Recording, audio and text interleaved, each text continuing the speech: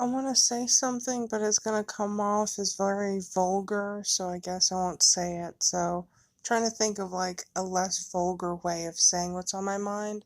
Also, I'm sorry if I sound bad. I'm laying down in a weird position right now. um, Guys who have this mindset, who honestly believe this, who truly, truly believe this, they need to get out of whatever rock they're living under, okay? That's like the least vulgar way I can put it.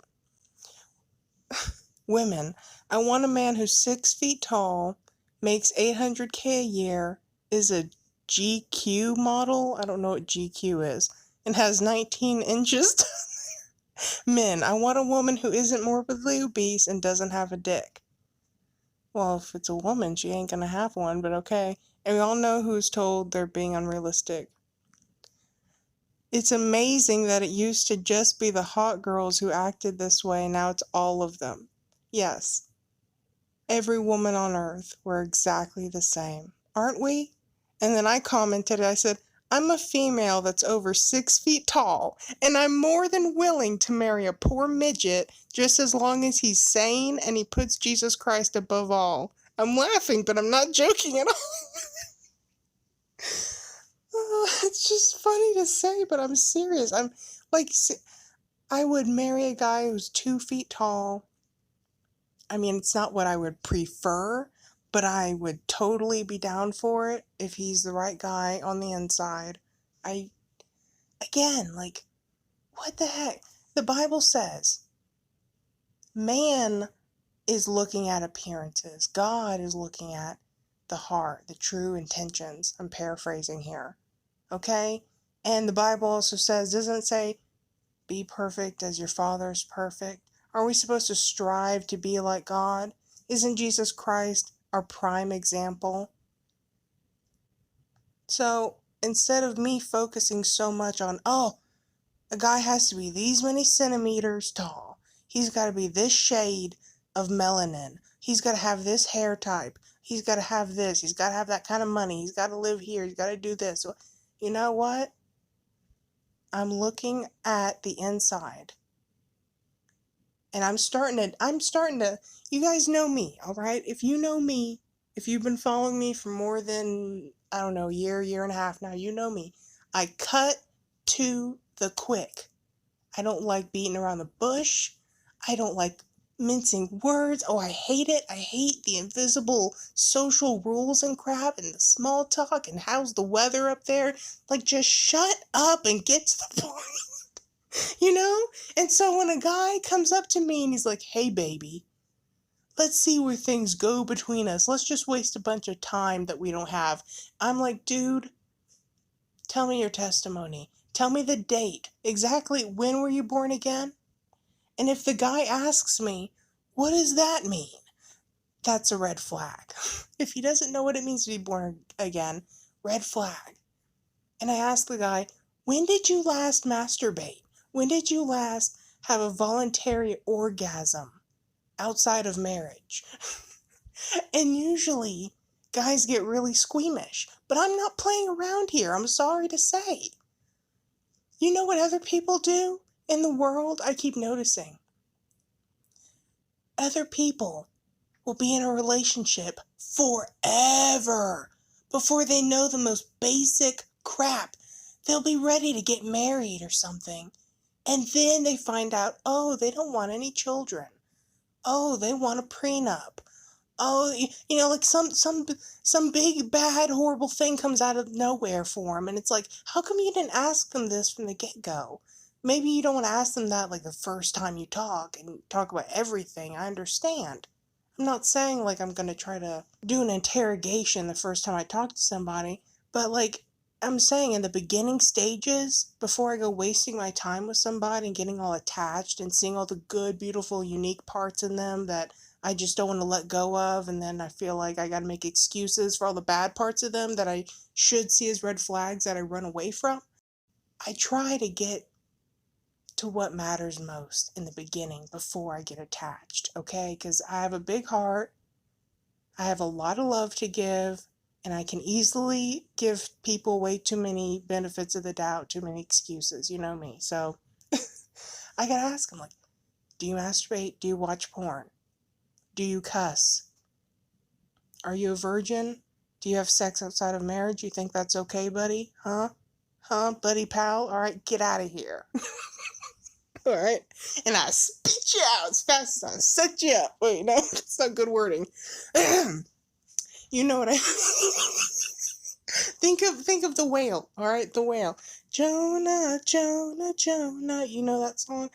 Won't you do what the Lord tells you to? Jonah, Jonah, Jonah. The Lord is counting on you. Ooh, Jonah, something, something, something. I haven't heard that song since I was a child. Oh my gosh. 5, 10, 15, 20, 25. That song, wait, let me look for it. It's called Bible something Heroes. Bible. Wait, can't spell.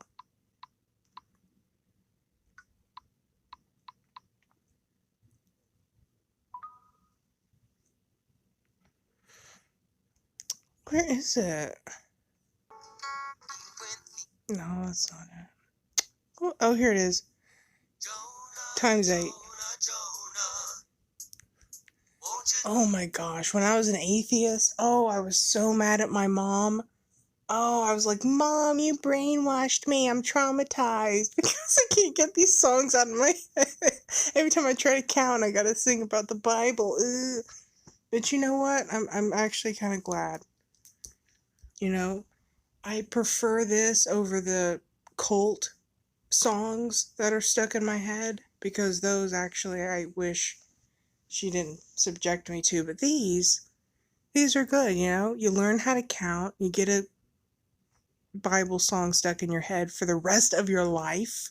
Probably, you know, sometimes when I can't sleep, like right now, if you're wondering why I'm acting so weird, I'm delusional right now. I have not slept. I think in the last 5 days, I've slept twice. I don't know for sure. It's a blur. But anyway, sometimes I think to myself, what is going to be the last thing that goes through my head before I die? If I do die. If I'm not just raptured, you know? What's going to be the last thing that I think of? And it might just be this song. Jonah, Jonah, Jonah, won't you do what the Lord tells you to? Jonah, Jonah, Jonah, the Lord is counting on you.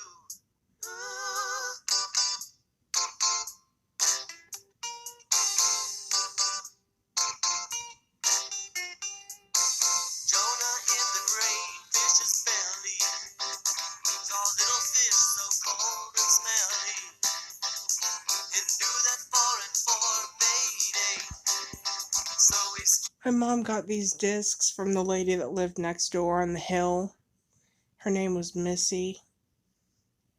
And I remember I had a crush on her son that worked at Olive Garden. I think his name was James or Jamie.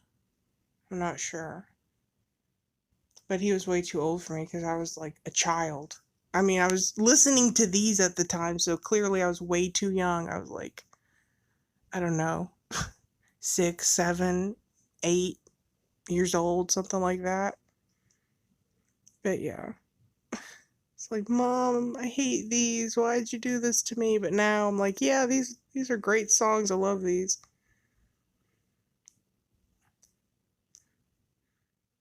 You had, Shadrach, Meshach, and Abednego were 3 good friends a long time ago. But they all said no to the king's decree. If we had more like 'em, we could count by 3. Bum bum bum bum bum bum boom boom. Shadrach, Meshach, and Abednego.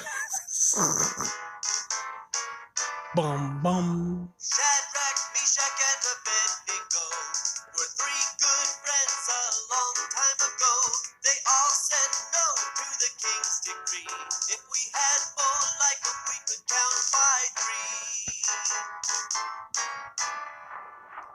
3, 6, 9, 12, 15 good friends. 18, 21, 24, 20. I don't think these are all the songs. Yeah, 8, 7, 6, 5, 4, 3. Oh, I guess these are all of them. Daniel in the lion's den. They went crazy on the Daniel one. Daniel in the lion's den is all alone, but he has a friend, so he's not afraid of lion jaws, lion claws, or lion paws. He calmly counts the claws by five. The Lord will help him to survive. 5, 10, 15, 20, 25, 30, 35, 40, 45, 50, 55, 60, 65, 70, 75, 80, 85, 90, 95, 100 lion claws he saw. But the Lord had shut their jaws, and Daniel made it through the night. Daniel made it through the night.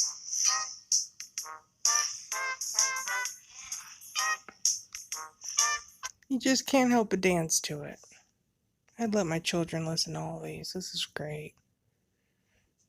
Anyway, I can't remember what my point was. I was just rambling about crap, I guess.